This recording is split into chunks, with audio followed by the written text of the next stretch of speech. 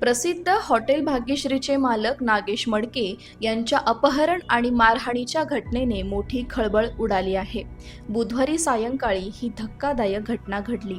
अज्ञातांनी हॉटेलमध्ये जेवण करून फोटो काढण्याच्या बहाण्याने मडके यांना गाडीत बोलावलं. गाडीत बसताच त्यांना जबरदस्तीनं ओढून मारहाण करण्यात आली. त्यानंतर सिद्धेश्वर वडगाव पुलाजवळ गाडीतून खाली ढकलून हात तोडून जिवंत मारून जामखेड पुलात टाकू अशी धमकी दिल्याचा दावा मडकेंनी केला आहे. यापूर्वी मडके यांना 10 जुलै रोजी जीवे मारण्याची धमकी मिळाली होती, ज्याची तक्रार त्यांनी पोलिसांत केली होती. त्यानंतर 15 दिवसातच हा प्रकार घडल्यानं त्यांच्या पत्नीनं हल्लेखोरांवर कठोर कारवाईची मागणी केली आहे. मडके दाम्पत्याने काही लोक जाणीवपूर्वक त्रास देत असल्याचा आरोप करत पोलिसांनी याचा बंदोबस्त करावा अशी विनंती केली आहे. दरम्यान आता केवळ हा प्रसिद्धीसाठी केलेला स्टंट तर नाही ना, असा प्रश्न सोशल मीडियावर उपस्थित होत आहे.